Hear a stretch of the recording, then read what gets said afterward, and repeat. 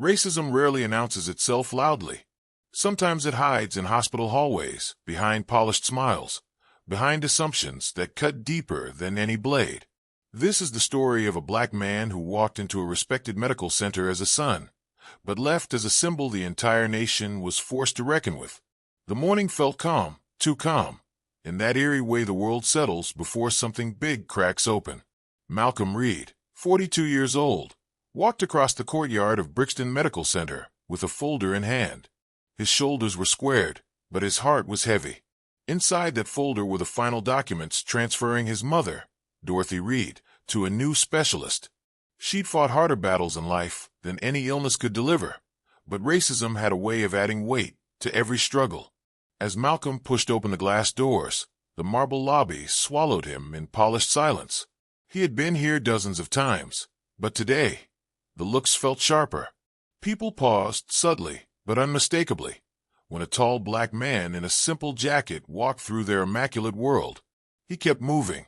He didn't expect welcome mats. Not in places like this. Near the center of the lobby, a cluster of executives in tailored suits walked toward him. One of them, a silver-haired man with a face carved in permanent entitlement, brushed Malcolm's shoulder. "Hard. Watch where you're going," the man snapped. Malcolm stopped, inhaled deeply, swallowed the heat gathering in his chest. "Apologies," he said softly. But the man wasn't done. "You'd think people like you would learn to be more careful in professional spaces." People like you. 2 words. 1 lifetime of wait. Malcolm forced a nod and stepped away. But a few hospital staff nearby stiffened. One nurse bit her lip. Another lowered her gaze. Everyone heard it. No one said anything.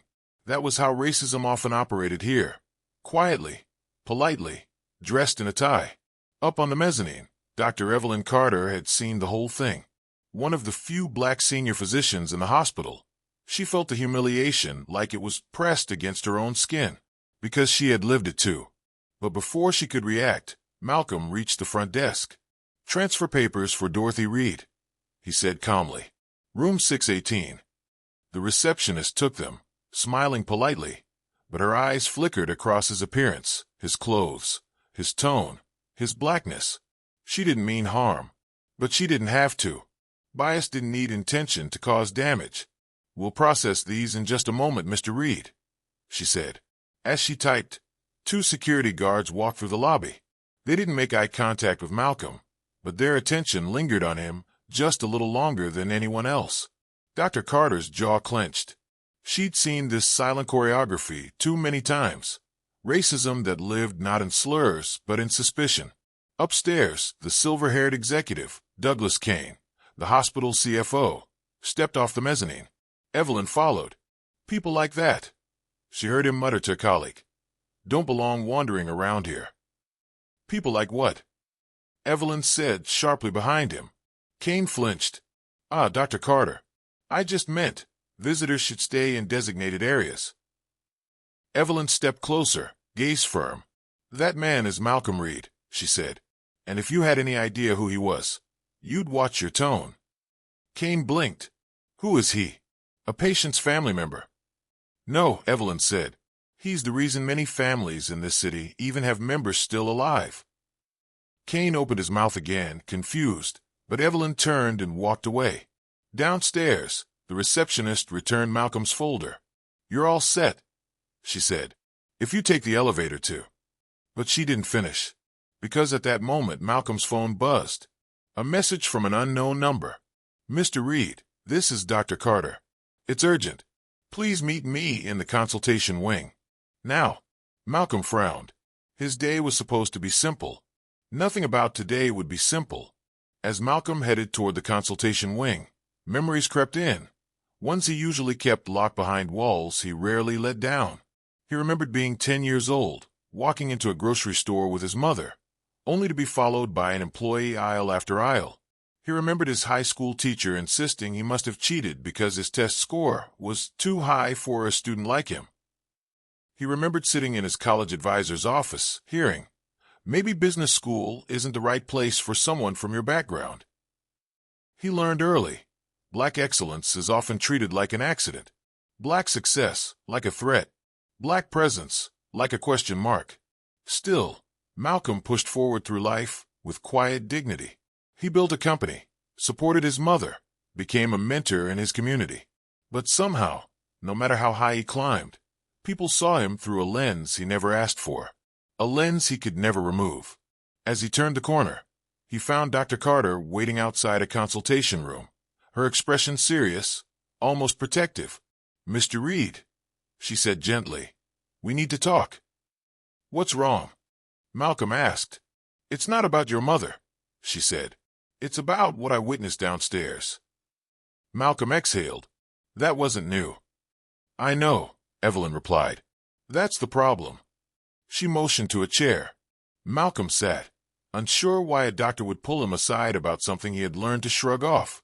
"Mr. Reed," she began, "I've worked here 14 years. I've endured microaggressions, assumptions, undermining, you name it. But today something felt different." "How so?" Malcolm asked. "Because the man who spoke to you like that isn't just some executive," she said. "He's the one who approves departmental funding, diversity initiatives, hiring pipelines, everything." Malcolm's jaw tightened, and then she added something he wasn't prepared for. "And because you, of all people, should not be treated like that." Malcolm blinked. "Of all people?" Evelyn nodded. "You've saved more black youth in this city than this hospital ever has. You built a mentorship pipeline that keeps kids out of trouble. You run trauma workshops. You fund scholarships." She held his gaze. "You've done more for this community than the man who insulted you has done for this entire hospital." Malcolm swallowed. "I didn't do those things for recognition." "I know," she said, "which is exactly why someone like you deserves respect." Malcolm shifted uncomfortably. Respect, a word he'd chased most of his life. "I'm telling you this," Evelyn continued, "because I'm filing a report about Kane's behavior.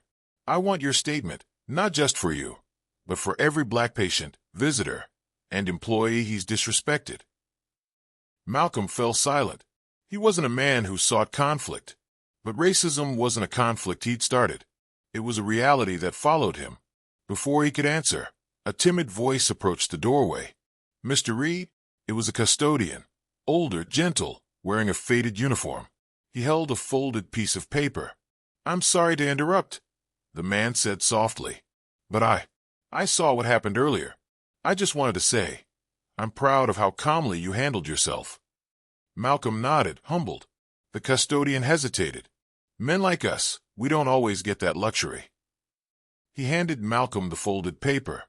"I wrote this last year," he whispered, "about what I deal with here. Maybe it'll help you with your report."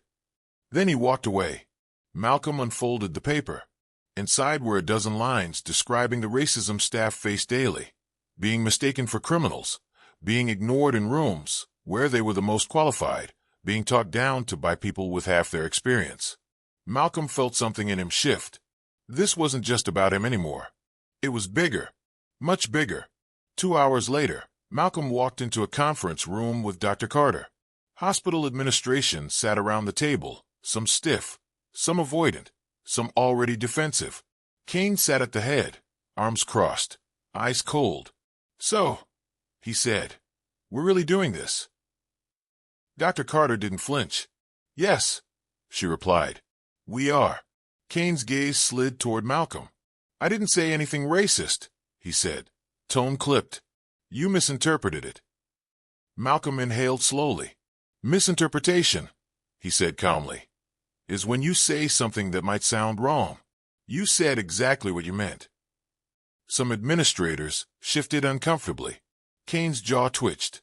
"If we dissect every comment—" "This isn't about a comment," Malcolm interrupted softly. "It's about a pattern." Dr. Carter nodded. "A pattern many of us experience, but rarely speak up about." A younger black nurse lifted her hand from the corner. "I've been mistaken for a janitor 3 times this month," she said. A black resident added, "Patients ask for a real doctor when I walk in." An older black volunteer whispered, "Security follows me every time I walk to my car." Malcolm slowly placed the custodian's folded paper on the table. "This," he said, "is not one complaint. It's a system." Silence filled the room. Kane opened his mouth, but Malcolm spoke first. "You may not think you're racist," he said gently, "because racism doesn't always look like shouting or slurs. Sometimes it sounds like assumptions. Sometimes it looks like discomfort. Sometimes it hides behind phrases like, 'people like you.'" The room felt frozen. Kane's face reddened. "I didn't mean." "I know you didn't think you meant harm," Malcolm said. "But that's the point, isn't it? Racism persists when the people causing it don't feel responsible for it." No one moved. No one blinked. Malcolm exhaled, a quiet release of years he'd held inside. "I'm not filing this report for myself," he said. "I'm filing it for every person who's been made to feel invisible here. Because if I let this go, then I'm silently agreeing that this is normal." He looked directly at Kane. "And it isn't." The hospital board launched an internal inquiry. Staff, black staff, finally felt safe enough to speak up. Stories surfaced. Not dramatic, not violent, but painful. 1,000 paper cuts of everyday racism, the kind that leaves scars no one sees. Local reporters caught wind of the growing investigation, and within days, something unexpected happened.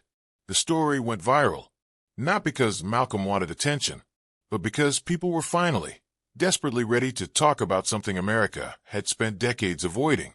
What racism looks like when it has no slurs, no fists, no fire, just quiet cruelty wrapped in professionalism. Malcolm found himself being interviewed, not as a victim, but as a voice for many who felt unseen. "I didn't want to be a symbol," he said on camera. "I just wanted my mother treated with dignity. But if my experience helps shine a light on what so many black people face every day, then I'll speak." Across the city, across the country, people listened. Really listened. A month later, Brixton Medical Center held a community forum, open to all patients, staff, leaders, and families. Malcolm didn't want to speak, but Dr. Carter insisted. "You started something," she said. "You should finish it." So he stepped onto the stage. The room hushed. "My mother taught me something," Malcolm began. "She said the most dangerous form of racism isn't the kind that screams. It's the kind that whispers. Because whispered racism makes you question yourself, makes you shrink, makes you doubt what you know you lived." He looked around the room. "But today, this room proves we're done whispering." People nodded. Some cried. "Racism doesn't disappear because we avoid talking about it," he continued. "It disappears when people in power choose to confront it, when people without power refuse to carry its weight alone, and when we all decide that silence isn't neutrality, it's permission." He paused. "I didn't walk into this hospital looking for a fight, but sometimes the fight comes looking for you." He glanced at Dr. Carter, then at the black staff seated in the front row. "So if you hear my voice today, don't let the next generation inherit the same battles. Let them inherit something better." The audience rose to their feet. A standing ovation. Malcolm exhaled, not in relief, but in release. He didn't change the world that day, but he changed the air in the room. And sometimes that's how change begins. If this story moved you, if you believe racism must be confronted, not ignored, if you believe quiet dignity can be more powerful than loud hate, please like this video, comment your thoughts, share this story with someone who needs to hear it, and subscribe to the channel. Your support helps me reach my goal of 5,000 subscribers, and together we'll keep telling stories that matter, stories that heal, stories that challenge, stories that spark change. Thank you for watching. Stay strong, stay aware, stay human.